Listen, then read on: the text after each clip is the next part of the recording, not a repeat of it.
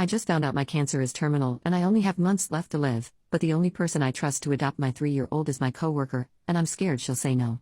As the title says, last week I got the news that I am dying from lung cancer from my doctor. Turns out smoking since I was 15 and then upping it to 3 packs each day a few years ago was a bad idea. Stupid, I know. I thought it wouldn't come so soon though.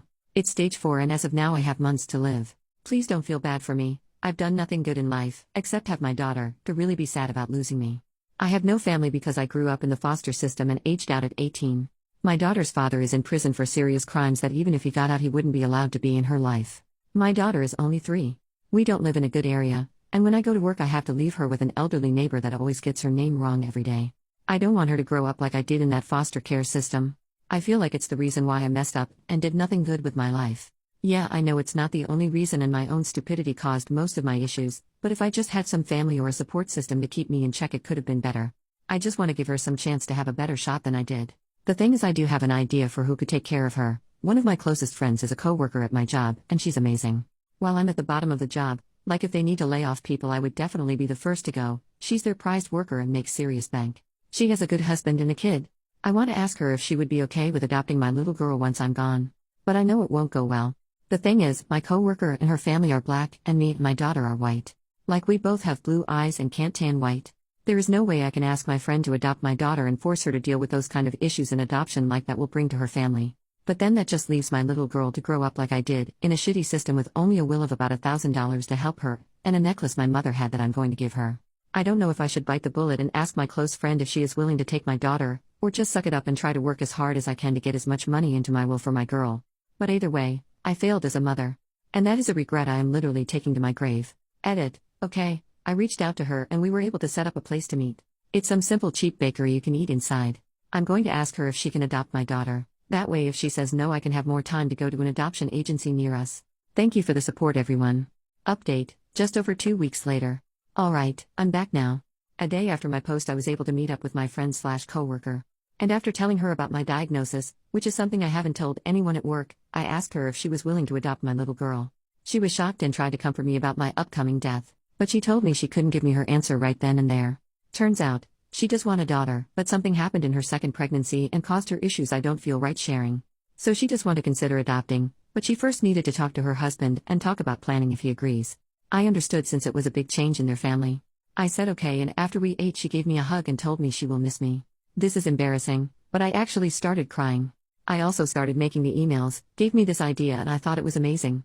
So I created an email for my daughter and started pre-recording videos for stuff. It's nowhere near ready, but I already have some ideas and recorded some videos for her birthdays and some big life events like first crushes and prom and first job.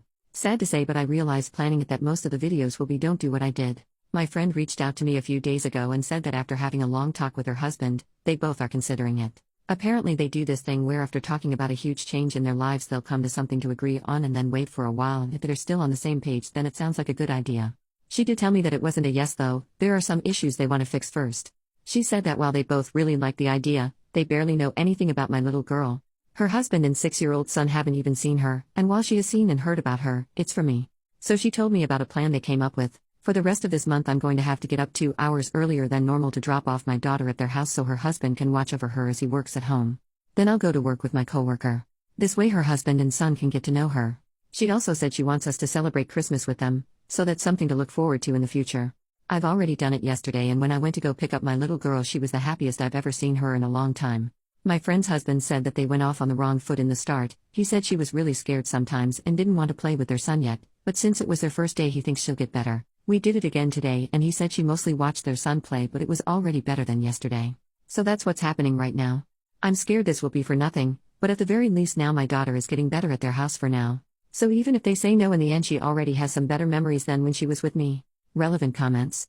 Commenter, sending you so much love sweetheart. I hope you're able to enjoy your little girl and find peace knowing she'll be with a loving family, and even if it ends up not working out, you did and are doing your best to provide her with the best possible future. Just a recommendation with the email, get a backup or backups for the videos. Be it a CD, USB, online backup or others. I have an email I use to receive only, and it goes directly to my mail app on an iPhone, so I don't directly log into the account on Gmail. Well, I got an email some time ago that since there's been no activity on the email for a few years, that the account would be closed in a few months. So I just sent myself a few emails, but it may happen. So please get a backup, because she'll definitely appreciate it. OP, thank you. I'll try to do backups in any videos. I think if my friend says yes after all of this, I'll tell her about email deletion so she could help stop that from happening. That does scare me, is doing all of the emails and having them lost before she can see them. Commenter number 2. I know I'm only an internet stranger, but as a mom, I'm proud of you. You don't have much, but everything you do have is focused on your baby girl, and that's what makes a great mom. One thing I will say to add to the email idea: if you can, grab some loose sheets of paper or a small notebook and write down your favorite recipes, including all the things you add that make it something only you've made. Give that to her, because one day she'll be happy to say, I made my mom's food. Write down little happy things you come across in the time you have left, not in email form but in your own handwriting, because she'll treasure that in years to come if it's a tangible link to you. Write down places you like to go, favorite color, favorite music, things like that. Little pieces of you so she'll have something to physically hold on to when times get hard. OP, I was thinking of writing a letter for my little girl's 13th birthday. The only thing I have from my mom is this necklace that has been with me. I don't know what it is, but it has a lot of curls and hoops with a pretty almost clear stone in the middle. I was going to write a letter explaining the necklace is from her grandmother, and now since she would be old enough it's going to be hers. I do have recipes I know she loves. That would be an amazing idea. She loves my egg salad sandwiches, so that's one recipe I'll write down. Thank you. Second update, 1 month and 1 week later, I'm back again. I'm sorry for being gone so long, a lot has happened and this will be my last post. So this is going to be long sorry. First, I started feeling real sick days after Christmas. My whole chest was hurting like someone was hitting it with a hammer over and over, and I was coughing up blood. My best friend was terrified that I caught something, because the doctors have said that me getting sick right now could be deadly, so we had to go to the doctor. Thankfully I didn't get anything, it was the symptoms getting worse.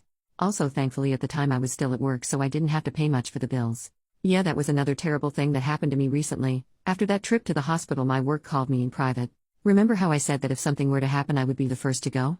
Guess what?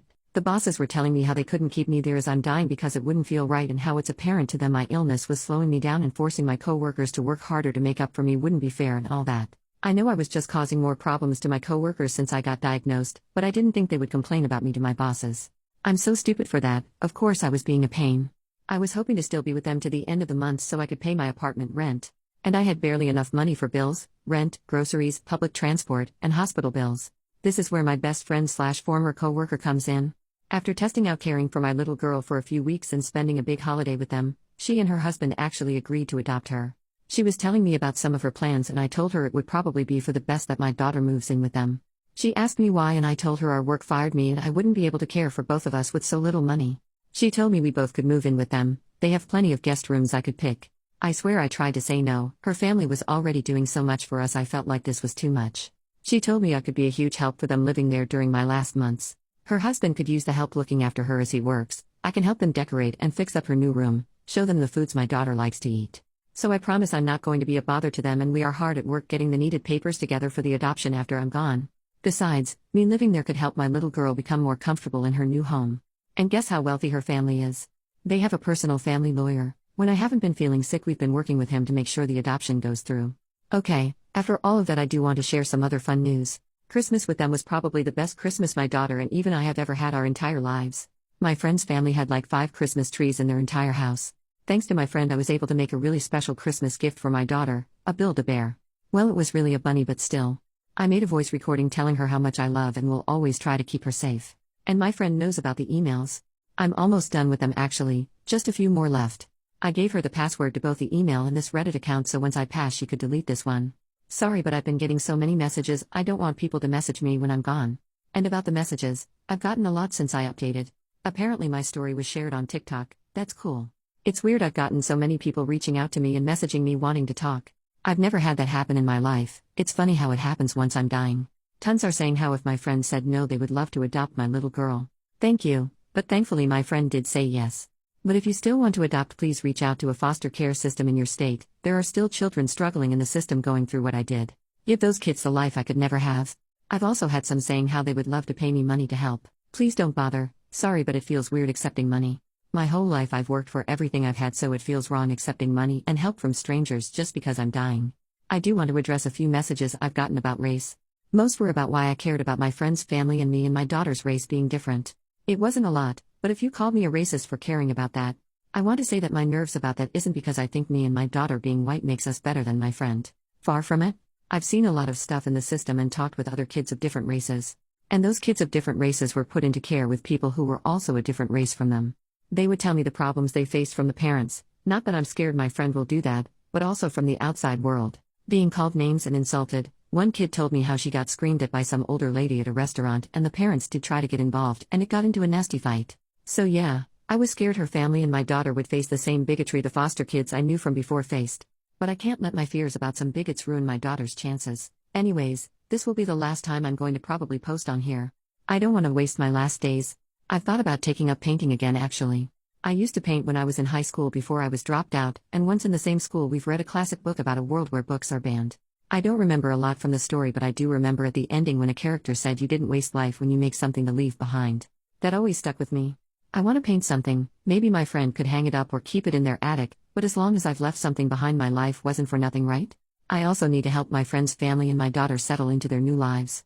Thank you to everyone for your kindness. And goodbye.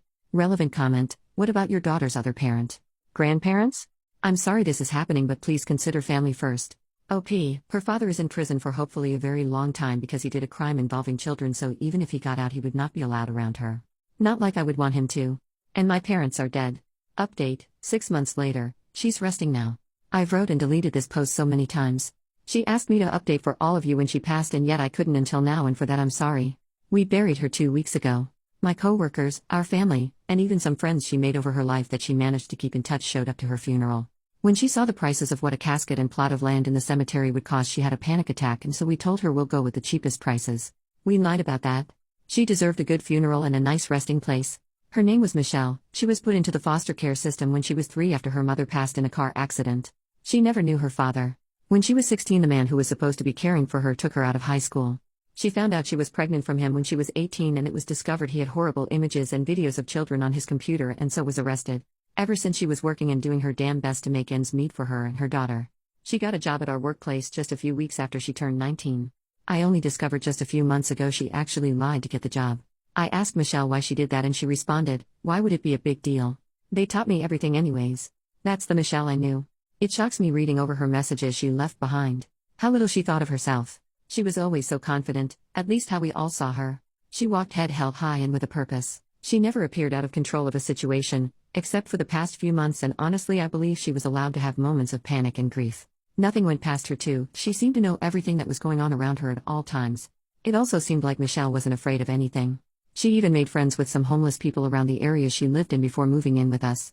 One of them was Ted, who she knew because he was around a gas station beside the bus stop. Before her cancer took a turn for the worst and she was taken to a hospital, she asked me to drive her there. I thought at the time she wanted to see some familiar sights.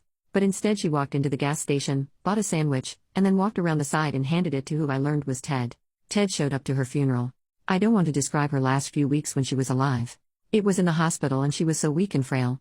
Just not like her. We visited her as much as we could. Our children hated seeing her in such a state though. All of us did, but we couldn't just ignore her and leave her behind. I wonder if it was the right thing to do though. Our last visit I just had a feeling it was the end. She was asleep when she finally passed on. She had gladiolus and poppies at her funeral. We all loved the meaning behind the gladioli flower, and she picked poppies because she loved calling our daughter her little poppy. We painted little poppies on her bedroom walls. She keeps asking us where her mother is. And always sleeps with the bunny Build-A-Bear Michelle made. Michelle never got to finish her painting, but I think that makes it more special.